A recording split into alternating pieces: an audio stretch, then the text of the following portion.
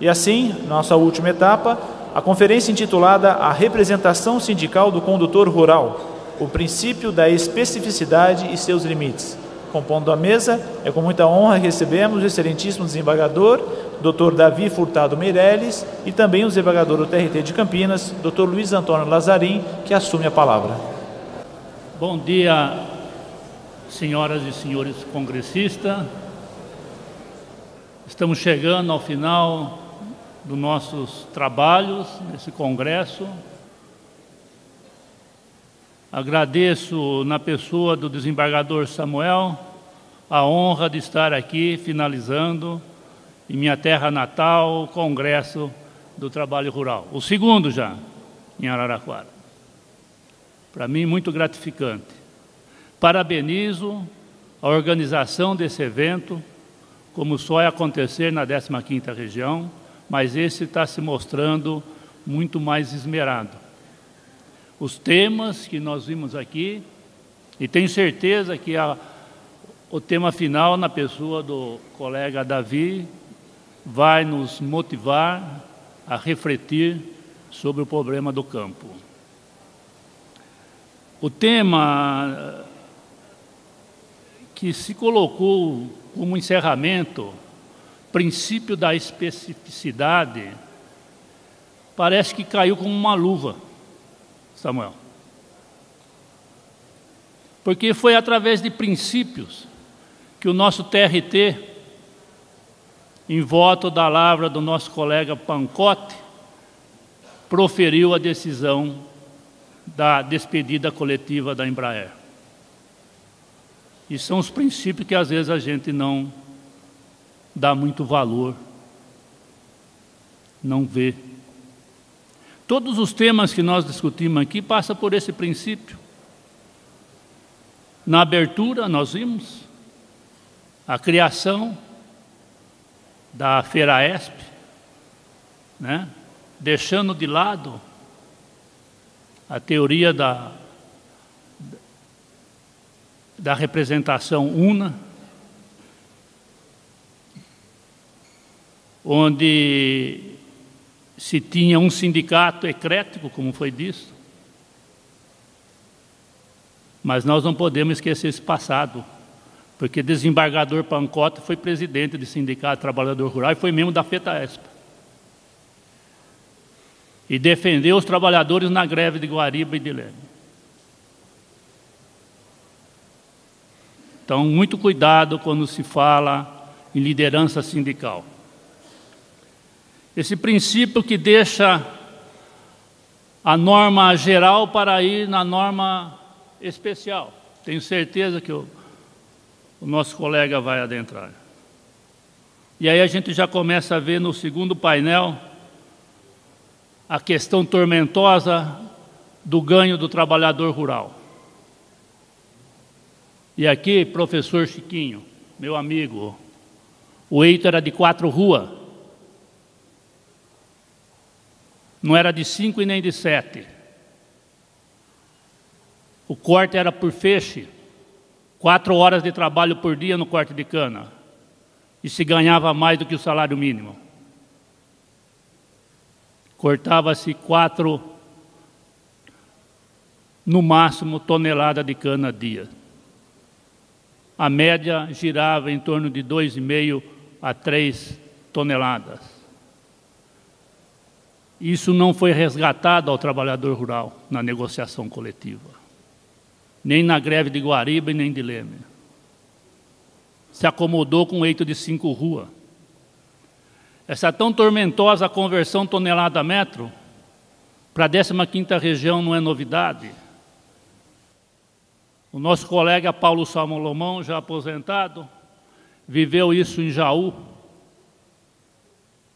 Está aí nos anais da Justiça do Trabalho, centenas de perícias onde não se constatou que o trabalhador era enganado. Havia sim uma desigualdade, mas que num dia o trabalhador era favorável ao trabalhador e outro dia favorável à empresa. E no nivelamento quase tudo, muitas vezes o trabalhador recebendo mais. E isso foi resolvido lá em Jaú por uma negociação onde se deu a quadra fechada para apurar coisa. Na época do feixe, colega Francisco, o preço era determinado no eito. Por isso que a negociação tem que ser quente ou fria. E ela tem que ser quente porque é no pé do eito que se resolve o problema do preço da cana. Nenhum trabalhador entra no canavial sem saber quanto ele vai ganhar por metro cortado no estado de São Paulo. Então, essa é a especificidade que nós temos que ver. E aqui passa por esse princípio. Quando fomos ao segundo painel, que era a insalubridade, eu discutia com meu amigo Gerson aí, trocando ideias, há uma presunção que é devido ao adicional. Ou não sabemos que no interior do estado de São Paulo, a partir de julho, ou mais ainda agosto, a temperatura ultrapassa 25 graus. Precisa fazer perícia? Basta consultar a Fundacentro agora. Então, o empregador que traga tudo aquilo que ele fez no dia a dia para eliminar esse trabalho insalubre na sua propriedade. Especificamente, vai lá com aquela setinha, põe na terra dele lá pela longitude, latitude, e acha diariamente como era a temperatura. Agora aqui, nesse último painel, essa brilhante palestra dos dois, em especial do nosso amigo e colega Manuel Carlos. Aqui também nós temos que ver que a especificidade não é observada. 1 hora itinerante foi fixada em 1980 na norma coletiva, por causa do pré-julgado e súmula 90. Nunca se negociou especificamente como calcular e controlar essa hora itinerante, que varia de propriedade para propriedade. Por isso que o princípio da especificidade é que está faltando. E agora a gente chega no último painel, com a representatividade no meio do campo. O nosso colega da 2ª região, desembargador Davi Furtado Meirelles, né? Que eu vou só colocar algumas ponderações sobre a sua bagagem, né? Mineiro, predestinado a ser juiz, porque nasceu em Juiz de Fora, e veio ser juiz fora, veio em São Paulo ser juiz.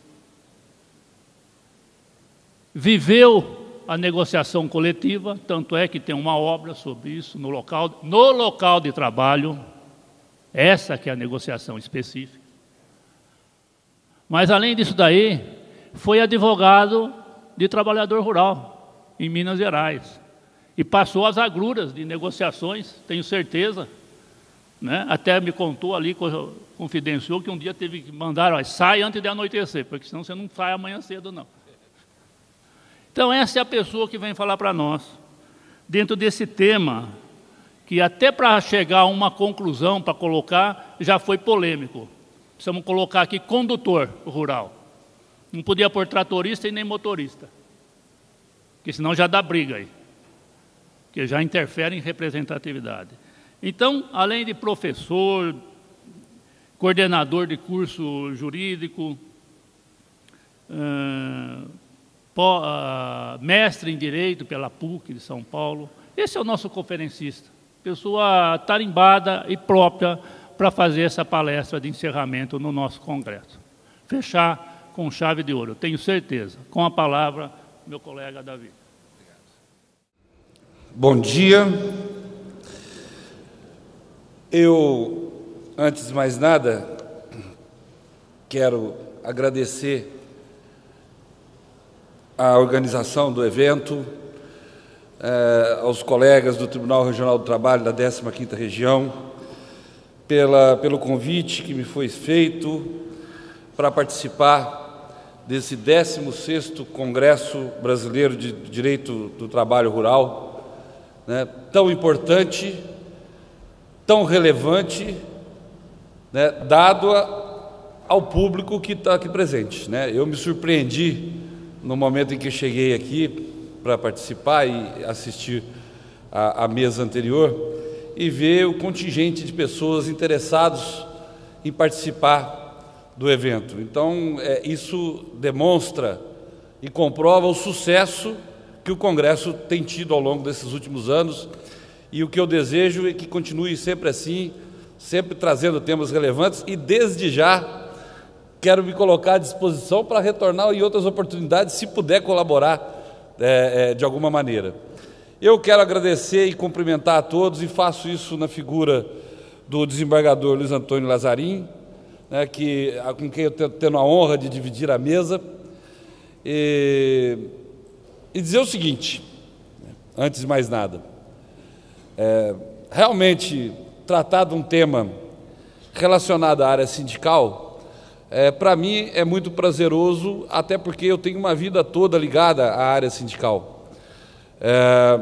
Eu fui advogado durante mais de 20 anos de sindicatos, durante 17 anos do Sindicato dos Metalúrgicos do ABC, que é considerado um dos sindicatos mais importantes do Brasil.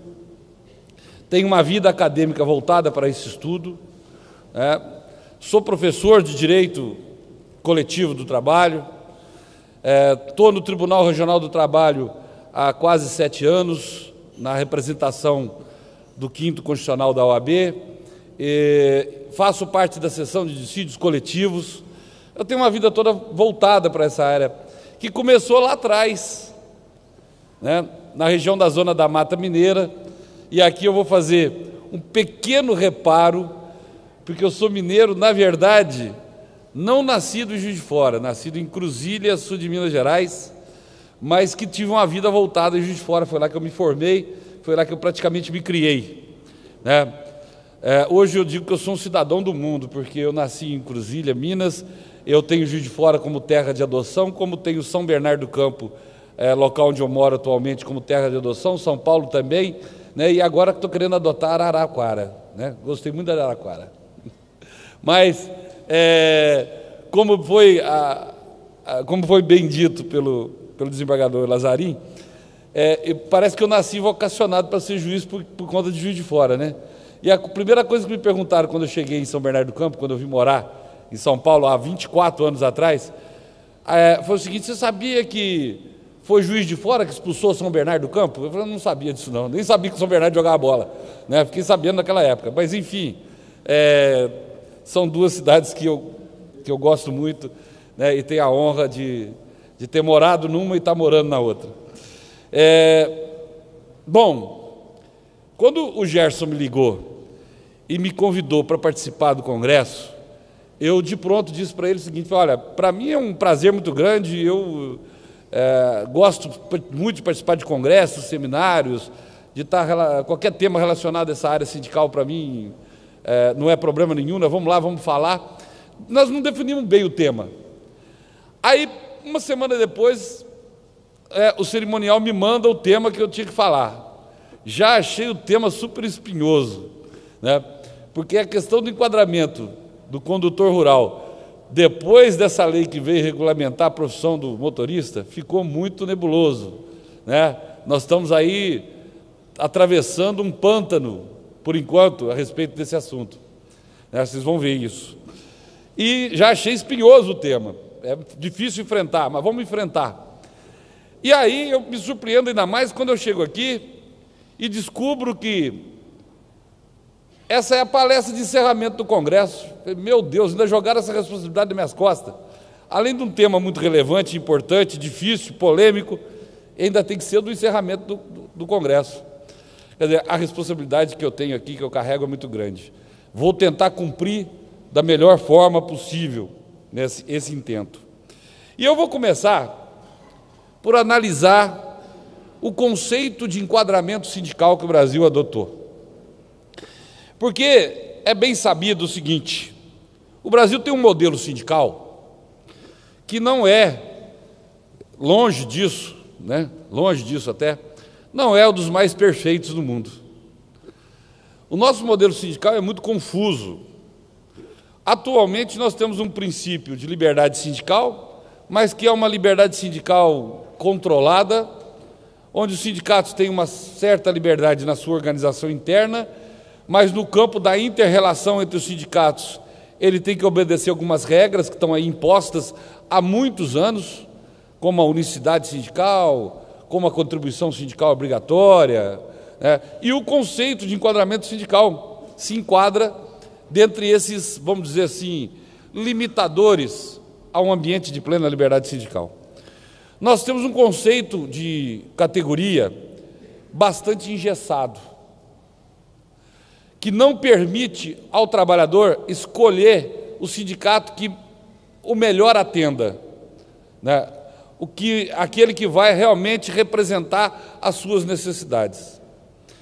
Porque, segundo a definição do artigo 511 da CLT, para se agrupar em sindicato, que é de categoria econômica, o sindicato patronal, que é de categoria profissional, no caso do sindicato de trabalhadores, tem que haver identidade de atividade econômica ou identidade de função, de profissão, ou similitude entre essas atividades, ou conexão entre elas.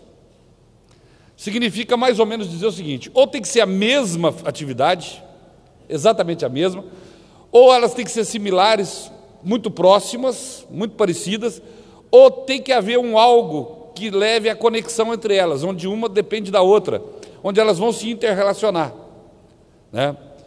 E isso é que vai definir a categoria, tanto econômica quanto categoria profissional. O parágrafo 1º do artigo 511 define a categoria econômica e o parágrafo 2º do artigo 511 define a categoria profissional. Muito bem. Há quem diga e quem defenda que, na verdade, o enquadramento sindical deve seguir, né, ao enquadramento da atividade econômica. O empregado, por exemplo, deve seguir o enquadramento do seu empregador. Então, aquela que seria a atividade preponderante do seu empregador é que vai delimitar qual é a organização sindical do trabalhador. Ora, se uma determinada empresa tem como atividade principal a indústria de calçados, aqueles trabalhadores que trabalham naquela indústria de calçados, por exemplo, que acontece muito em Franca, né, devem ser todos empregados do sindicato do setor calçadista.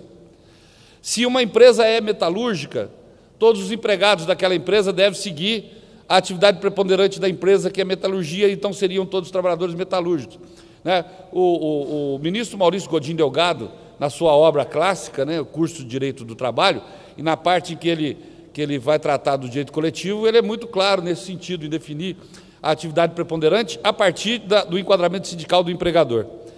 Bom, por conta disso, todos os trabalhadores de uma determinada empresa vão ser daquela categoria onde está enquadrado o empregador? Nem sempre.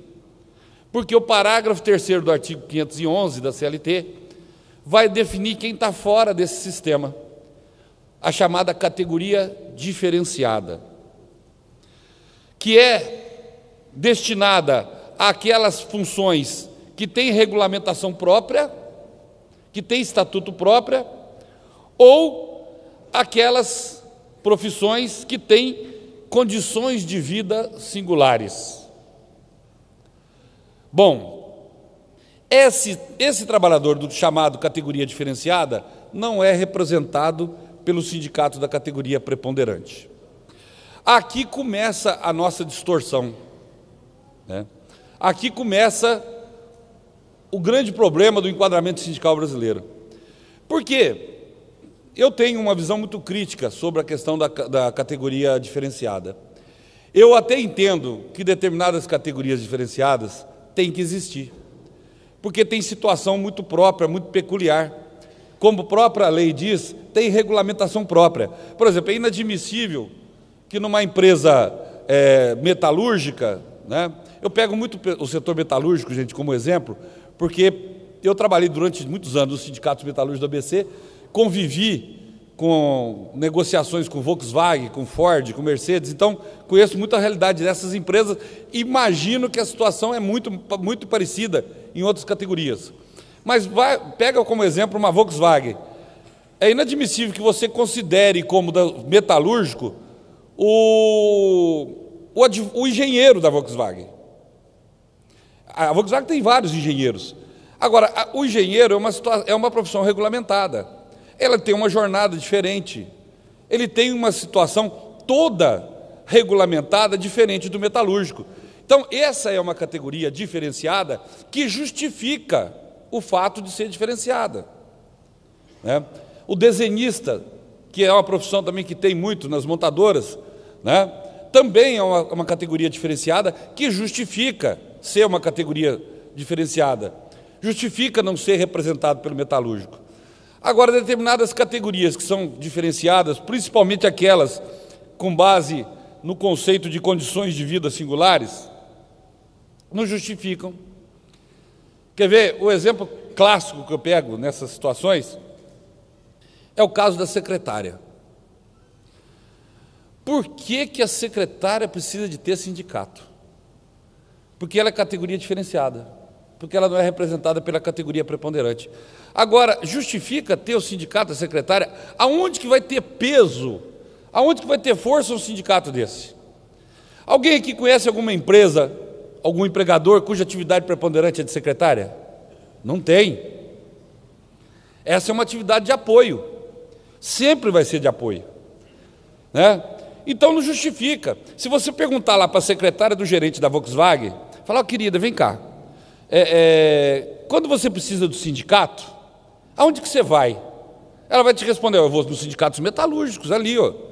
Aliás, o dirigente está aqui todo dia, passa aqui, conversa comigo, me orienta, eu vou lá, converso com o advogado, o cafezinho é sempre quentinho, gostoso lá, eu tomo café, e ele me orienta. Ah, é? Mas deixa eu ver na sua carteira qual a contribuição sindical que você paga, para quem que você paga?" "Olha, você paga para o sindicato da secretária." "Sabe onde que fica?" Não sei. "Existe?" Existe. Na hora que precisa, quem vai representar aquela secretária é o sindicato metalúrgico, não é a secretária, porque não tem peso. Então, para que tem o sindicato? Por que ela não pode sair dali? E se ela sai dali e vai trabalhar como secretária de um gerente do HSBC, não da Caixa Econômica Federal, vamos fazer propaganda para a Caixa, né? Que está patrocinando o evento. Vai trabalhar como gerente da Caixa Econômica Federal, né? E por que ela não pode? Aliás, passa para os sindicatos bancários. Mas não, a secretária, coitada da secretária, tem que ter um sindicato próprio. Para quê? Gente, eu quero fazer uma explicação, por favor. Pode ser que aqui tem muita gente, pode ser que alguém aqui foi ou é secretária e pode às vezes estar até se sentindo ofendido, pelo amor de Deus, longe disso, né? Eu acho a profissão de secretária fundamental, né? Não estou querendo desmerecer. Eu mesmo tenho uma secretária que eu não vivo sem ela, no aspecto profissional que eu estou falando, claro, né? Se a Poliana, minha secretária, não for trabalhar, ela está lá trabalhando em São Paulo, lá no meu gabinete. Daqui a pouco eu tenho certeza que vai me ligar para dar vários recados para mim. Quer dizer, é fundamental, é um braço de apoio que você tem, é uma atividade importante, mas não justifica ela ter sindicato, né? Bom, mas vamos por aí. E essas categorias diferenciadas têm. E é nesse contexto que entrou, inclusive, o motorista. O motorista também é uma categoria diferenciada por conta dessa realidade de ter condições de vida singulares. Então, o motorista, depende de onde ele presta serviço, é claro, que o motorista numa empresa de ônibus é categoria preponderante, mas o motorista lá da própria Volkswagen, lá ele é uma categoria diferenciada. O motorista de uma outra grande empresa, de qualquer outro setor, lá ele é uma categoria diferenciada. Então, vamos começar a entender o que é para a gente chegar na questão do condutor rural. Esse sistema nosso de enquadramento sindical, além dele ser engessado, além dele não permitir uma representatividade real, ele facilita o desmembramento, que é um outro fenômeno que acontece comumente no Brasil, né? Porque aqui no Brasil é muito fácil criar sindicato. Cria e se fecha sindicato todo dia, como se fosse um botequim, né? E o desmembramento sindical no Brasil, ele se dá de duas formas. por base territorial, mantendo a base mínima de um município, ou pelo critério da especificidade. Então vamos explicar um e outro, né, para a gente entender. É possível desmembrar um sindicato de base territorial além de um município. Está cheio de decisões, nós estamos cheios de decisões nesse sentido. Todos os tribunais regionais têm, o TST também tem. Todos eles, né, dizem que, como o nosso conceito de unicidade sindical parte do município e a base mínima é um município, se eu desmembro um sindicato que tem mais de um município, criando um município, retirando daquela base, ele vai existir e o antigo continua representando os demais municípios, menos aquele. Isso não é considerado pela jurisprudência a tal da sobreposição, né, de base territorial. Então, esse é o primeiro fenômeno que acontece. Muito facilmente eu desmembro um sindicato.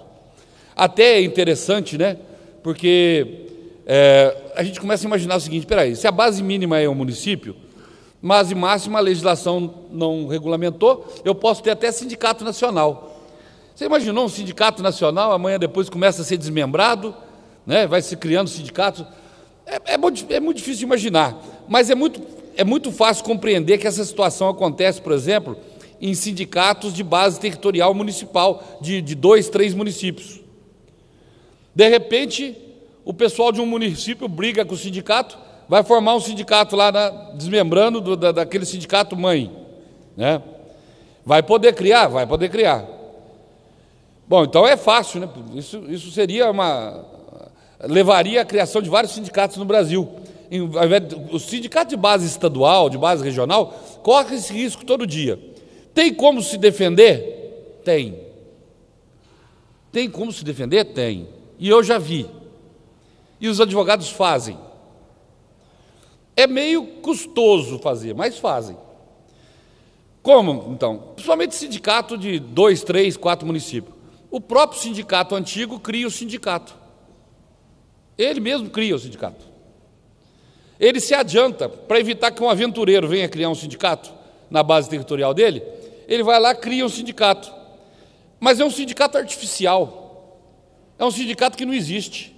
Ele só tem o registro, está lá registrado no Ministério, para guardar o registro. Ele está registrado no Ministério do Trabalho.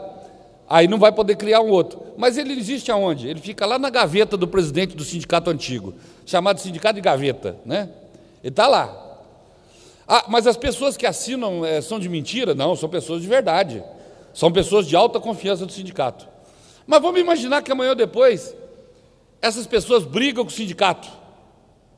Vão brigar e falar assim: ah, bom, eu assinei aquele documento que eu era presidente daquele sindicato, eu agora vou dar efetividade e vou fazer o sindicato ser de verdade. E a renúncia dele também vai aparecer, porque a renúncia dele já está assinada também. Advogado não é bobo, né? Quando ele preparou a documentação lá, ele já preparou as atas, tudo, e até a renúncia. Já está assinada a renúncia. Brigar amanhã ou depois aparece a renúncia, né? Faz a eleição de 10 em 10 anos, porque isso aí é matéria estatutária. Tem só 3 membros da diretoria, segundo o 522 da CLT, é de 3 a 7 membros da direção. Bota 3 nomes só, para não ter que ter muita gente para ficar sabendo da artimanha.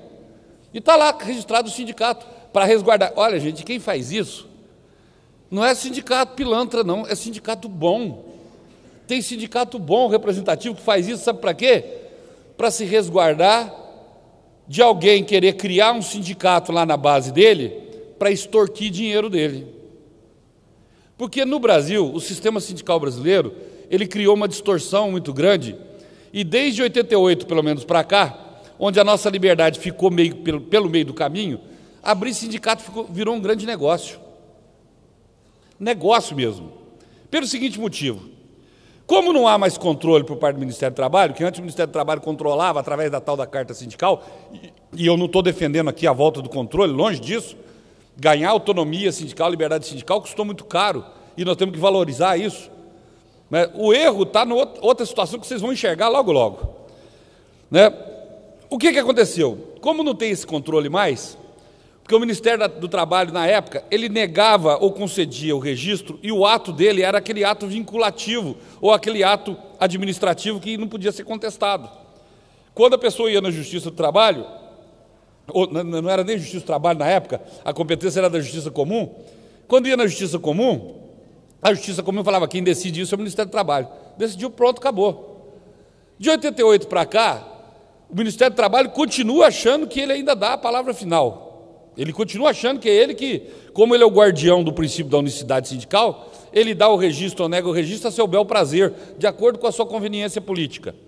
Só que, se você forma um sindicato, desmembrando aí da base territorial, ou por especificidade, que nós vamos ver já já, e vai lá e cria o sindicato, e ele nega o seu registro, você contrata um bom advogado, o advogado entra com mandado de segurança contra o ato lá do secretário de Relações do Trabalho, do Ministério do Trabalho, consegue o registro, pronto, está criado o seu sindicato, pelo menos vai ter uma disputa judicial, que vai se alongar por um bom tempo. E como essa disputa não se resolve fácil, a disputa é longa, aqui ou ali vai haver alguma indecisão incidental para resolver algum problema localizado, mas o processo principal vai se alongar.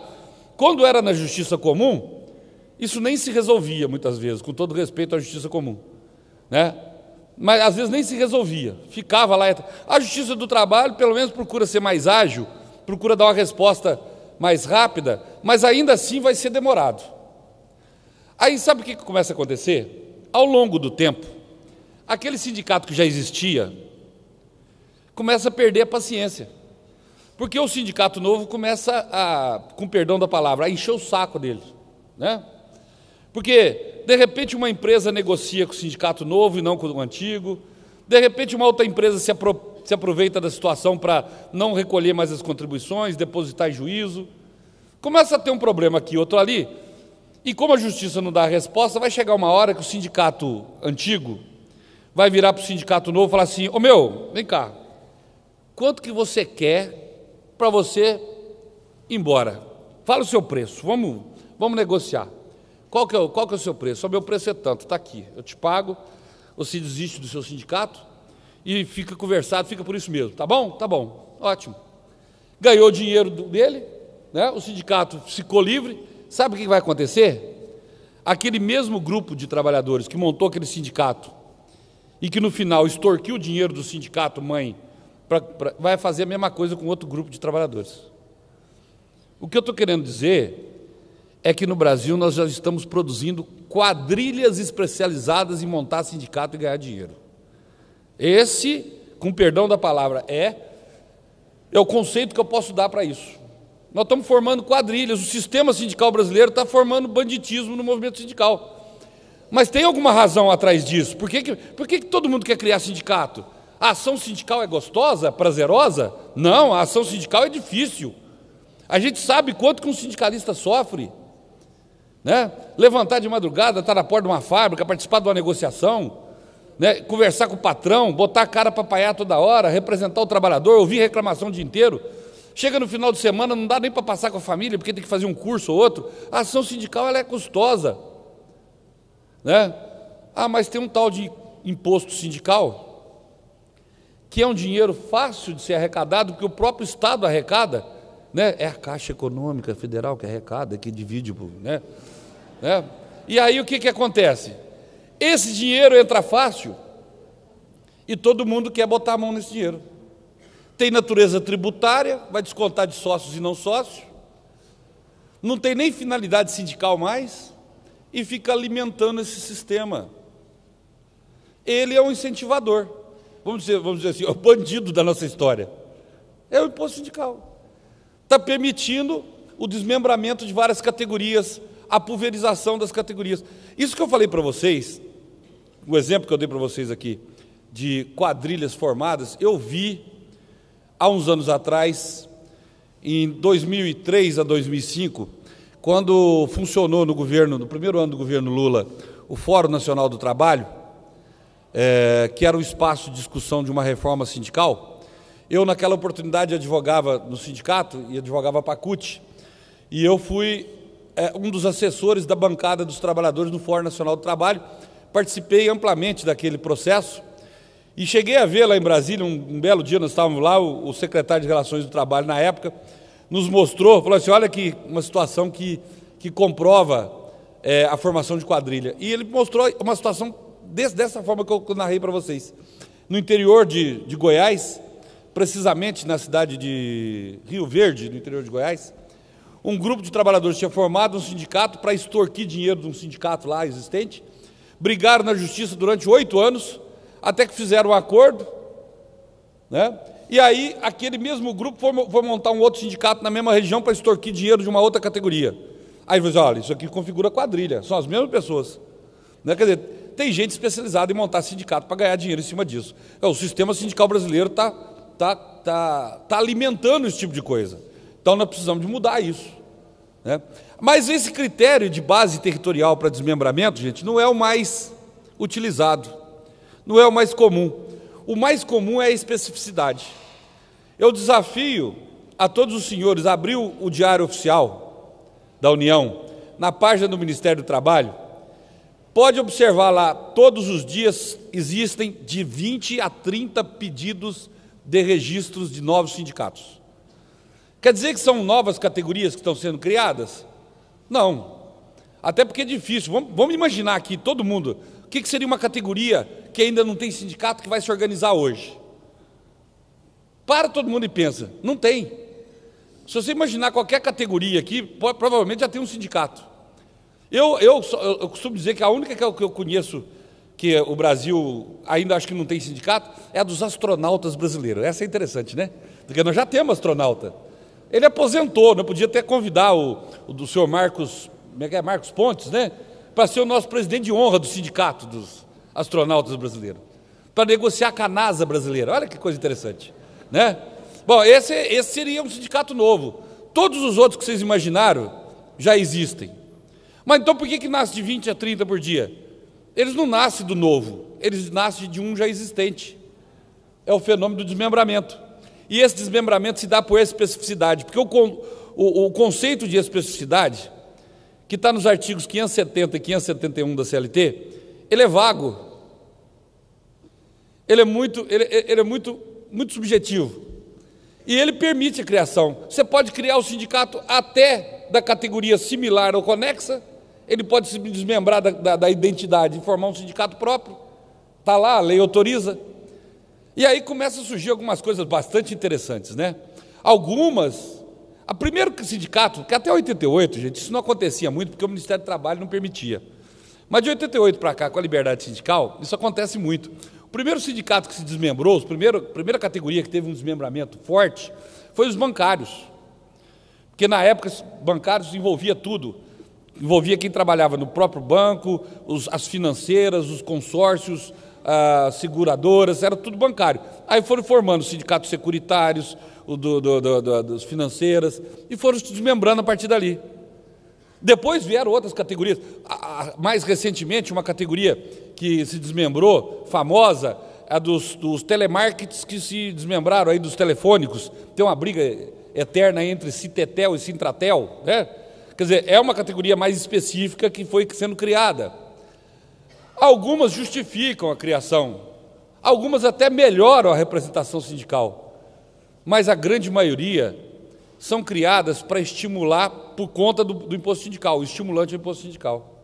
E isso quando não tem o dedo do empregador por trás da criação de um sindicato de trabalhadores, né? O caso mais, não vou falar o nome da empresa, mas vocês vão identificar facilmente, mas o caso mais emblemático envolve os trabalhadores de hotéis, bares, restaurantes similares, chamado Sintoresp, que há uns anos atrás teve uma divisão na sua organização sindical, quando foi criado um tal de Sindifest, que é os trabalhadores de comida rápida, como se o critério de comida rápida fosse mais específico. Mas então quer dizer que o outro é de comida lenta?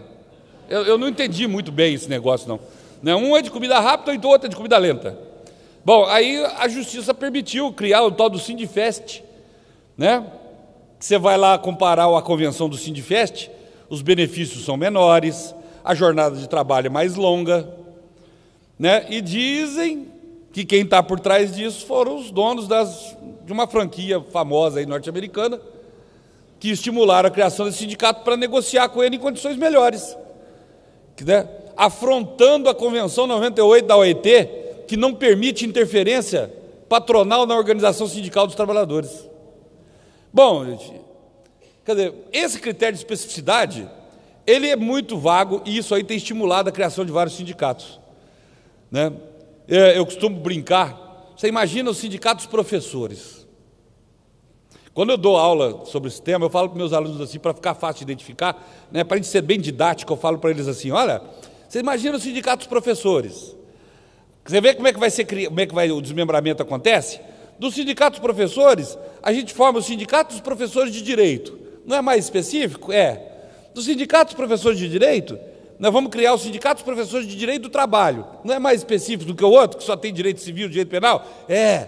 Dos sindicatos professores de direito do trabalho, eu vou criar os sindicatos professores de direito coletivo do trabalho. Não é mais específico? Então, daí vai, né? Por aí vai.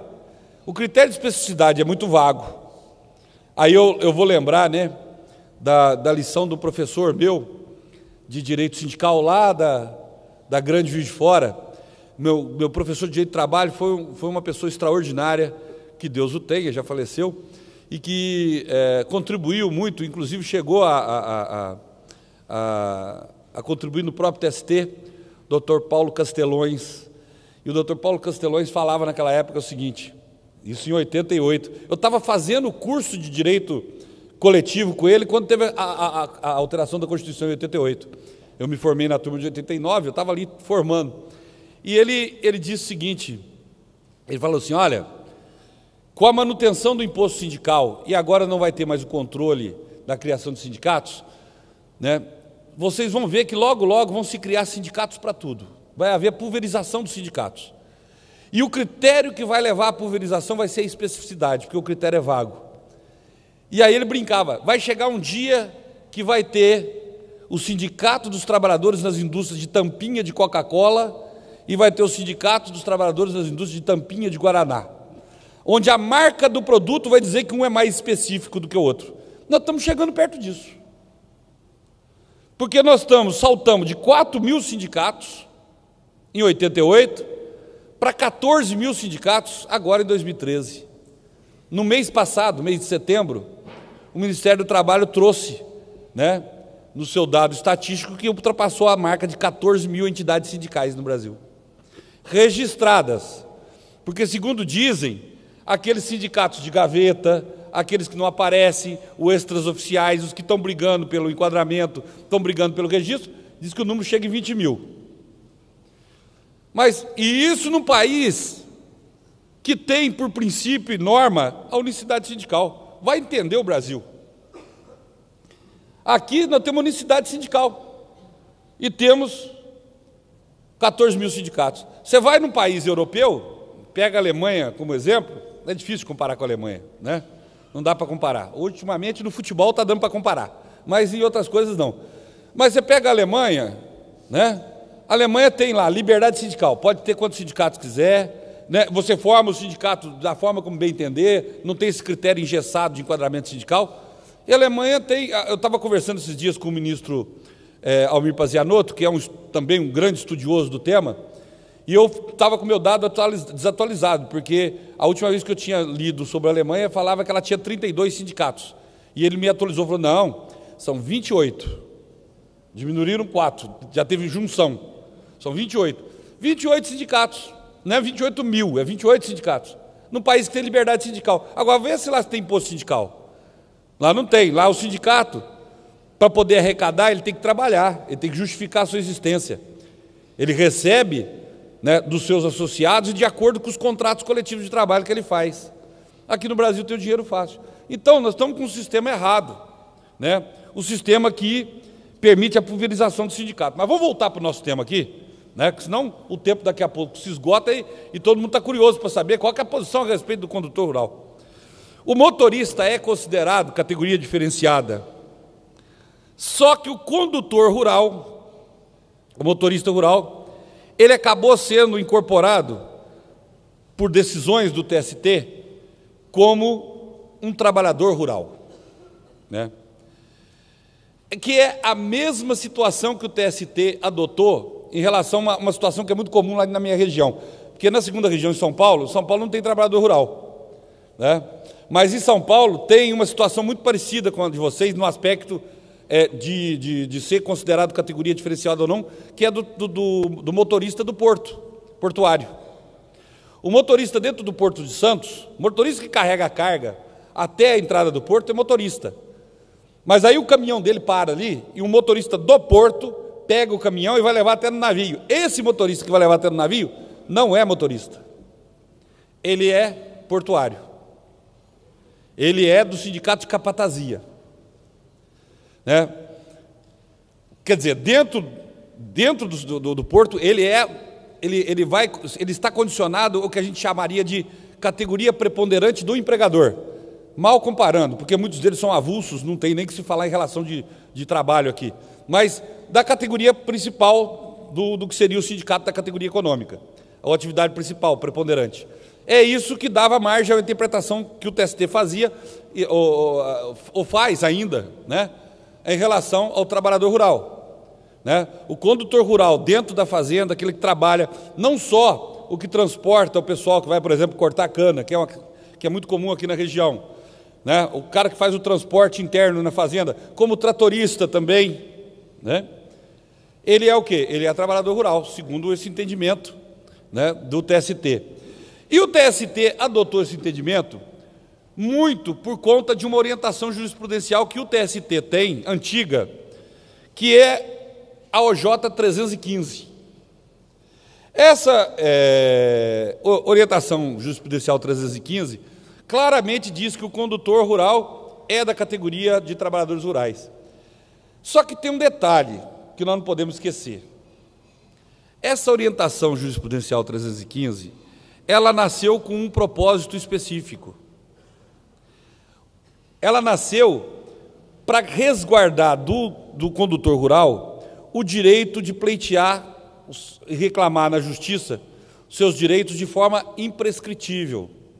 Porque naquela época em que havia diferença entre o trabalhador urbano e o trabalhador rural, onde o trabalhador urbano tinha a prescrição quinquenal de 5 anos, e o trabalhador rural poderia reclamar todo o período do contrato de trabalho, esse trabalhador, se fosse considerado como condutor, como motorista, categoria diferenciada dentro da área rural, ele estaria enquadrado na situação do urbano, que 5 anos. E se ele fosse enquadrado como trabalhador rural, ele teria o benefício da imprescritibilidade. Então a OJ veio nesse sentido. Até porque a OJ não poderia ser fundamentada, né, para a decisão de qual é o enquadramento sindical correta, porque o TST na época não tinha, a Justiça do Trabalho na época não tinha competência para decidir sobre o enquadramento sindical. Essa competência era da Justiça Comum, né? A Justiça do Trabalho só passa a ter competência para decidir essas questões a partir da emenda 45 da reforma do Judiciário. Então é uma orientação jurisprudencial que veio com o propósito único de definir a questão da prescrição. No entanto, foi utilizada pelo TST e tem sido utilizada pelo TST para definir o enquadramento sindical do condutor rural como sendo da categoria rural, né? Essa posição o TST tem adotado, assim como o TST entende que aquele trabalhador motorista dentro do porto não é motorista, é trabalhador portuário, é de capatazia, né? Essa posição que o TST tem decidido. Interessante, porque e aí nós temos que analisar cada caso. Eu já vi situações bastante interessantes a respeito disso.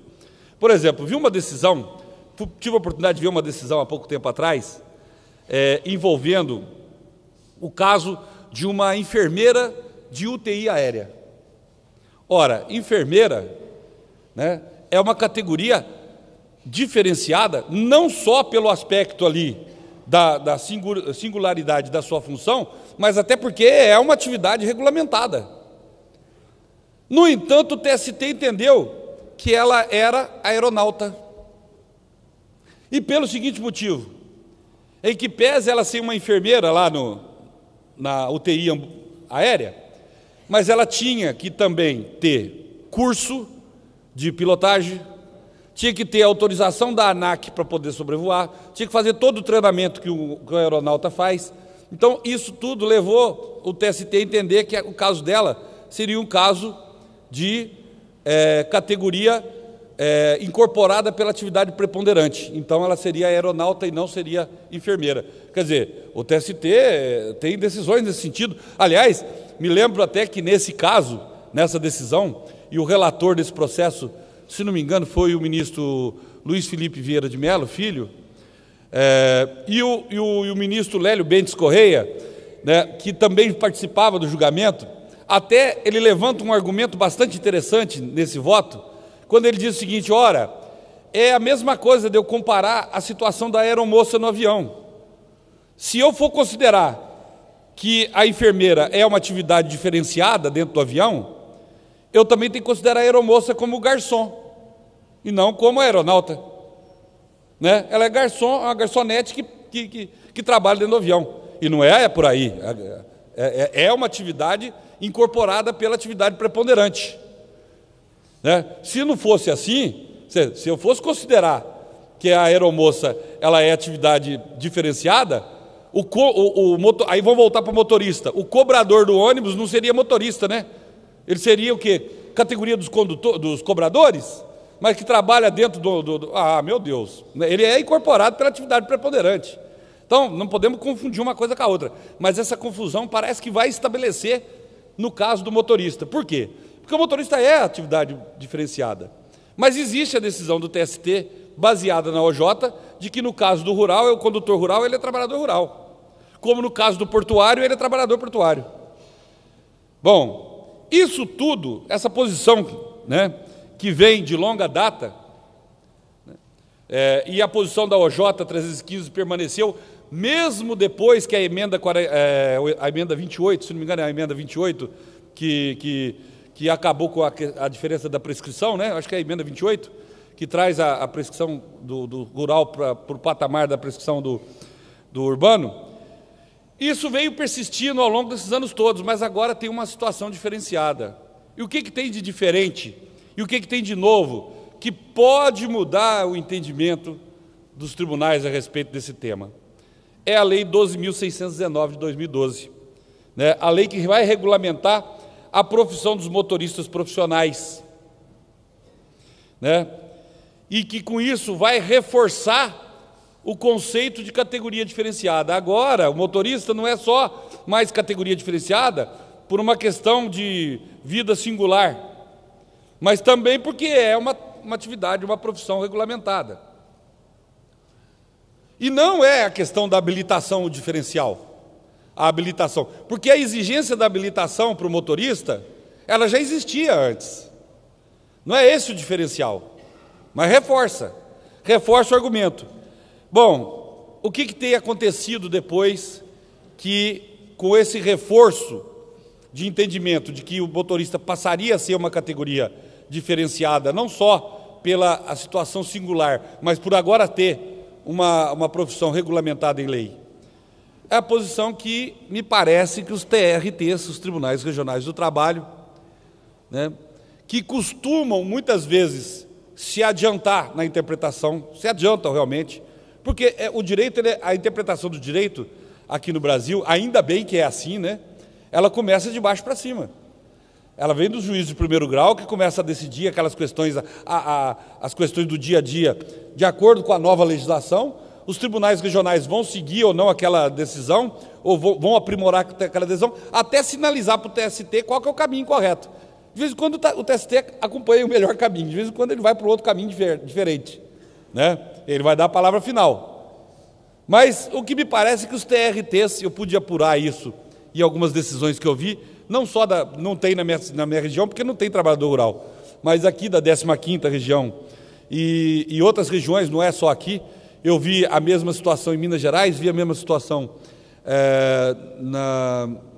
em Goiás e no Rio Grande do Sul, né? Me parece que o entendimento, a posição dos tribunais regionais do trabalho, a tendência é mudar o seu posicionamento para reconhecer que o condutor rural, né, é uma categoria diferenciada e não mais incorpora a categoria dos trabalhadores rurais.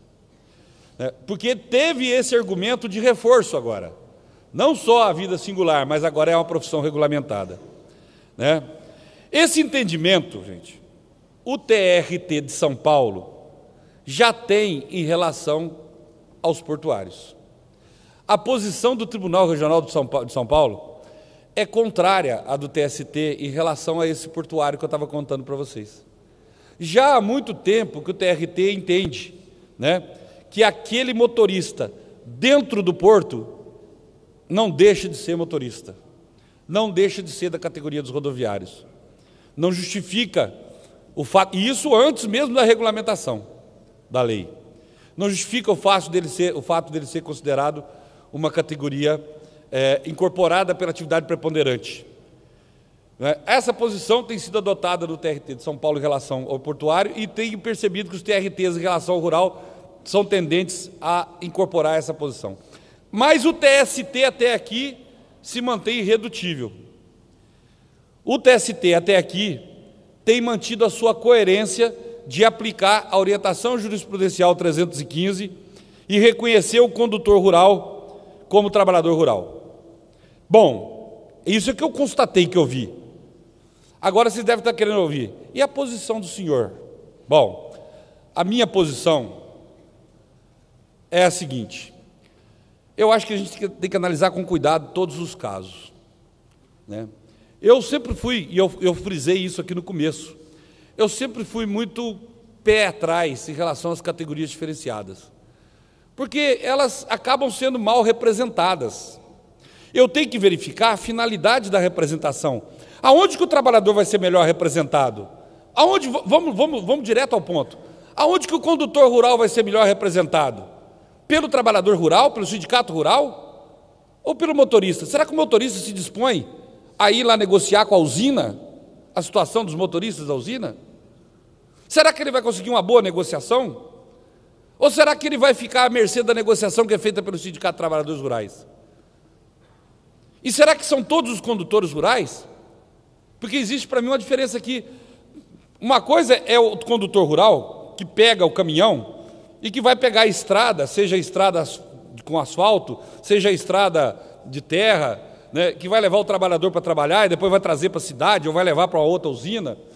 Outra coisa é o tratorista também, que vai puxar a cana ou que vai entrar na estrada também. Mas e aquele, por exemplo, que trabalha com veículo, né, por exemplo, com a colheitadeira? E a situação da colheitadeira? Eu vou considerar ele condutor, ou trabalhador rodoviário, ou rural? Me parece que esse caso da colheitadeira seria um tremendo, com todo respeito, absurdo, considerar ele da categoria de motorista, né? Ou ele vai sair com a colheitadeira pela estrada fora? Não dá, né? Não cabe na estrada. Me parece que não, esse caso aí, especificamente, ele é trabalhador rural. Senão eu teria que considerar também, lá dentro da Volkswagen, aquele cara que opera, né, a empilhadeira, como motorista, porque ali é um veículo, ele está dirigindo um veículo, ele não vai sair com a operadora de empilhadeira para o meio da Anchieta fora, lá no São Paulo. É óbvio que ele vai fazer isso. É óbvio que é metalúrgico, gente. Me parece que aqui, né, está muito claro que esses casos do colheitadeira, do motorista da colheitadeira, do operador da colheitadeira, de qualquer veículo automotivo, mas que tem só o propósito de trabalhar na área rural, ele é trabalhador rural. A dúvida vai persistir em relação ao condutor, ao motorista do caminhão que leva o pessoal para trabalhar e do tratorista. O tratorista me parece estar mais próximo até da situação do rural. O condutor mais próximo da situação do motorista. Olha, vocês querem ouvir minha opinião? Eu não tenho. Eu tô querendo assistir. Eu estou querendo assistir esse debate. E fico assistindo muito tranquilamente, porque enquanto eu estiver na segunda região, eu não vou julgar esse tipo de ação, né? Só se eu vier para cá, Gerson. Se me convida, eu venho para a 15ª, a gente faz uma permuta, ou eu venho emprestado, aí eu vou enfrentar essa situação, né? Porque caso contrário, eu não vou ter esse problema por enquanto, vou ter com relação ao portuário. Mas vou ficar atento assistindo. E eu espero que a solução, que não só os nossos colegas aqui da 15ª região, mas sobretudo o TST, que vai ter a palavra final sobre esse assunto, dê a palavra final, mas a mais sensata possível, a mais próxima da realidade. Porque qualquer que seja a representação sindical nesse caso, né, o mais importante é que o trabalhador se sinta representado. Porque em matéria sindical, a palavra representatividade, ela vale muito, ela pesa muito. O trabalhador tem que se sentir representado, porque na hora que ele se sente representado, ele confia no sindicato e ele vai ter benefícios com essa representatividade. Não vai adiantar a justiça ou a lei dizer que o representante é X se o trabalhador se sente representado por Y, porque ele vai continuar sendo representado por Y, né? Então, nessa hora, a justiça tem que ter muito bom senso, muita sensibilidade e tem que estar iluminada para atingir, né, o verdadeiro senso de justiça. É o que eu tinha para contribuir sobre o assunto. Peço um agradecimento a todos pela atenção.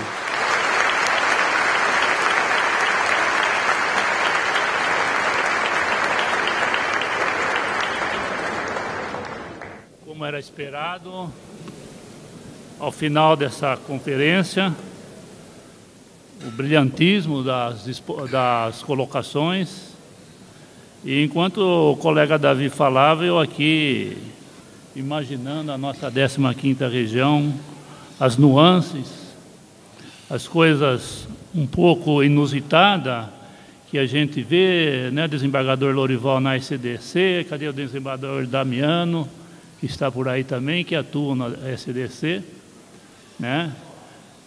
Quem mais? Gerson, né? Está na Samuel. E nós temos alguns casos interessantes.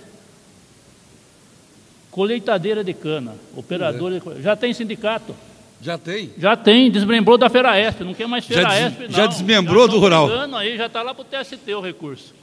Não é isso? Julgamos lá.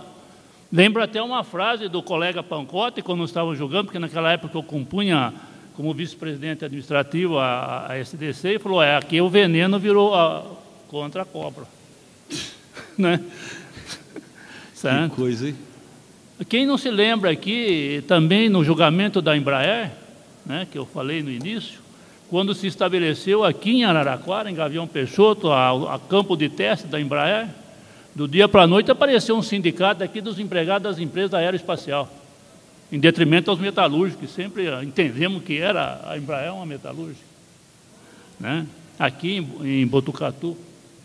O mais inusitado está aqui na região de Franca, em termos de desmembramento.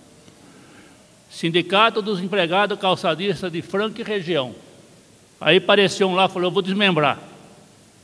Falou para o sindicato, você fica com a região e eu vou ficar com o sindicato de Franca. Desmembrou, gente. Desmembrou. Agora você é só a região aí. E eu sou o sindicato de Franca. Tivemos que enfrentar isso lá no TRT também. Colocar todo mundo na mesa e fazer um acordo a 6 mãos lá. Porque quando o patronato fazia um acordo com um, o outro fazia a greve. Fazia acordo com aquele, esse daqui fazia a greve. Então precisamos fazer um acordo com todo mundo. Então essas situações nós vivenciamos aqui. E o TST, o problema dele é que ele fala muito tarde. Essa famigerada, o J315, porque agora que nós a primeira instância cansou de se discutir, de julgar os TRT, depois agora, o que tem para nós aí prescrição de rural hoje? Então fala muito tarde, tem que falar mais cedo. Talvez essa OJ não saísse. Né? Então, essas coisas que vêm. Nós temos um caso aqui que o sindicato muda de ano para ano. Caso Badan. Vocês têm alguém aí? Sindicato dos Químicos. Fizemos até perícia lá. O nosso presidente, Flávio Cufo, era o relator. Bom, é dos químicos porque produz álcool. No ano seguinte está produzindo açúcar. Agora não é mais química, agora é da alimentação. É isso que nós não temos. Passa tudo isso por representatividade, como bem disse o nosso colega Davi. Onde tem representatividade não tem briga, não tem nada. Onde não tem, vai ter mesmo. Um ano Como é que pode entender o trabalhador, agora eu sou químico, não, agora eu sou... Não dá. Não é isso? O campo no estado de São Paulo sempre foi industriário. E eu já disse isso daqui. Eu trabalhei no campo e era industriário, porque era da usina, teoria finalista. Aí eu fui trabalhar como advogado numa agropecuária, me registraram para lá. Aí eu passei a ser rural, sou advogado rural, trabalhador rural. Esse é o sindicalismo que nós temos, gente. E no campo não tem uma lei de sindicato, não tem representatividade, é isso que é verdade. A representatividade de Guariba tem que ser falado, que foi feito pelos trabalhadores do ABC. Você nem estava lá ainda. Não. Foi por lá, é lá que surgiu a representatividade no campo. O Chiquinho deve saber muito bem isso daí, porque ele estudou a história toda aí. Esse congresso, feito em 1990, eu não sei bem o ano, mas foi em Ribeirão Preto. Esse tema da categoria diferenciada no campo já foi. E numa pesquisa pelos congressistas deu 50-50. Não sei se vocês se lembram. 50 favoráveis, 50... dividido assim. Dividido. É um tempo, porque falta a representatividade, falta isso. Cria-se sindicato, vai se criando, mas o trabalhador do campo está lá. Quem é que representa aquele empregado assalariado ou trabalhador rural que está lá no canto, numa propriedade de 10 alqueires de terra? Quem vai lá? Quem vai lá representá-lo? Então é isso que traz esse congresso, esse debate que nós temos que enfrentar. Se nós esperarmos o TST decidir, vem isso daí. Ó. Quando está tudo bem, agora é rural. E já tem um monte de sindicato aí de condutores rurais. Nós temos aí com o acordo coletivo, vira e mexe, cai na nossa mesa. E aqui, olha, me mandaram um bilhetinho, que é um outro problema que nós vamos começar a enfrentar. Eu não vou citar a cidade, porque ao final eu quero fazer um encaminhamento. Os trabalhadores rurais da cultura, da sericultura, tem no estado de São Paulo, aqui na região norte. Seringueiras, sangradores, pertence aqui trabalhadores? Aos trabalhadores rurais ou das extrativas de borracha e artefatos? Está aqui. Estão enfrentando lá, estão sendo até ameaçados. Por isso que eu peço a quem escreveu isso daqui, que encaminhe para o Ministério Público do Trabalho, que tenho certeza que não vai ficar assim. Pela atuação que eu conheço do Ministério Público do Trabalho, não se identificou aqui, mas denunciem, façam a denúncia. Porque isso é outra coisa que começa a solapar o direito de representatividade desses trabalhadores, certo? Que é o campo da extração do látex, no estado de São Paulo. Então, eu agradecendo a presença de todos, essa brilhante palestra do nosso colega Davi, que coloca um pouco de fermento nessa discussão da representação no campo, em especial a categoria diferenciada, né? Eu já vamos declarar encerrado o nosso congresso, parabenizando novamente a comissão organizadora, aos senhores congressistas que aqui compareceram em massa para prestigiar. Tenho certeza que o próximo, o professor Davi vai estar presente e possivelmente vai ter mais. Né? Tá bom. Isso daqui cresce que nem fermento. Tá bom? Ok? Muito obrigado a todos e devolvo a palavra ao cerimonial.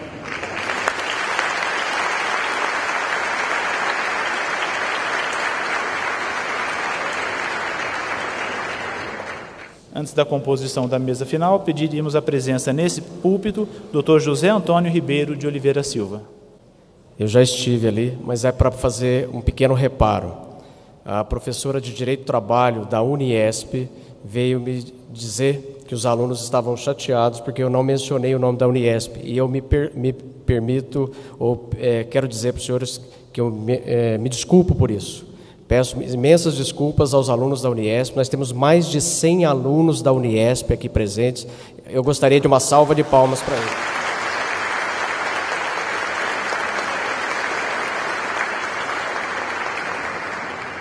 E a professora de Direito do Trabalho da Uniesp acabou de defender o seu doutorado na Argentina. Então, parabéns para a professora.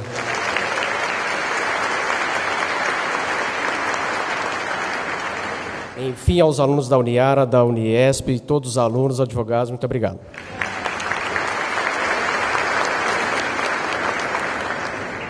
Para a nossa mesa de encerramento, pedimos assim a presença de Sua Excelência, o desembargador, vice-presidente judicial do TRT da 15ª Região, Dr. Henrique Damiano.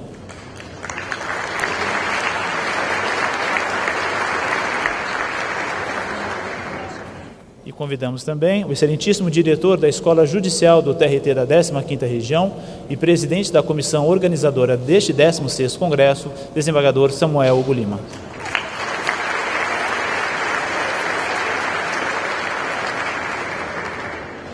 Com a palavra, doutor Henrique Damiano. É uma grande satisfação aqui ter participado dessa fase final. Eu gostaria de dizer que eu estive participando de algumas atividades no Conselho Nacional de Justiça, em Brasília, no decorrer dessa semana, e 2 pontos foram ressaltados lá, que foi a grande produtividade no nosso tribunal, principalmente a produtividade individual dos respectivos desembargadores e juízes, e a importância desse evento. Embora seja um evento regional, mas esse evento possui uma repercussão a nível nacional. Aqui, efetivamente, estiveram reunidos durante esse período os grandes e importantes e os principais agentes de transformação social, né?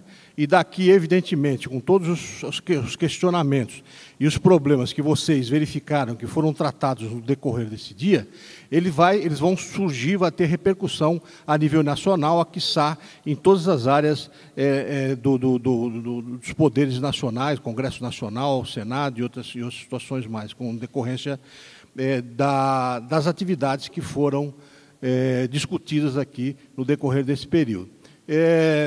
Eu gostaria especialmente de deixar aqui a mensagem no sentido de que os pontos, embora controvertidos, que foram discutidos, que sejam objeto de reflexão, de aperfeiçoamento, né, por todos nós que, embora em pequeno número, somos os principais protagonistas desta situação que foram analisadas aqui.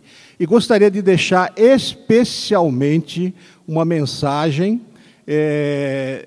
aos estudantes que serão, na verdade, os que assumirão todas essas questões polêmicas nos próximos anos.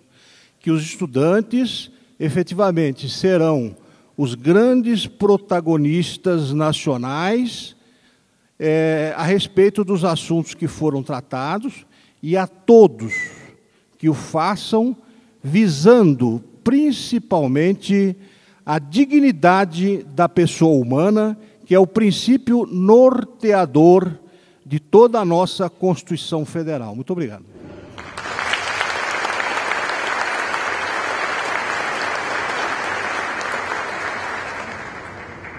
Dando encerramento, nesses 2 dias nós recebemos várias lições. A primeira lição foi daquele grupo que nos recebeu, não aqui dentro, mas lá fora, fazendo um protesto. Eu confesso que quando cheguei e vi o grupo fazendo protesto, eu senti um frio na barriga. Mas eles nos deram uma demonstração que é possível protestar de forma democrática, sem quebrar. Foi a primeira lição que nós recebemos nesse encontro. Nós recebemos também uma lição muito importante dos nossos alunos aqui. Os alunos da Uniara, Uniesp e Unicep também, né? De São Carlos. Eles fizeram doações de leite para a Casa Mater. Foi outra grande lição desses alunos. É bom saber que a nova geração que vai nos suceder em breve vem com essa preocupação cívica. Outra lição grande foi dos nossos palestrantes, que, mesmo defendendo temas diametralmente opostos, ficou demonstrado que, apesar desses temas na área rural serem controvertidos, é possível construir e discutir para que cheguemos a uma solução melhor. E, por fim, eu acho que o segredo desse congresso, e o número é recorde, é que a comissão organizadora foi daqui. Eu queria agradecer especialmente os membros Antônia Pestana, Sérgio Baré, Zé Antônio Cabeleira, Tânia Claro, desculpa, Zé Antônio da Silva, errei. Vladimir Bonora e Ivo Dalacqua. Eu acho que foi interessante essa junção do nosso grupo do tribunal, do setor de eventos, cerimonial, melhor dizendo, que essa junção dessa área técnica e do povo de Araraquara. E Araraquara deu uma demonstração de que aqui, de fato, é uma cidade de primeira linha. Se o evento chegou a esse ponto, é porque foi feito em Araraquara, pelo povo de Araraquara, e eu queria agradecer.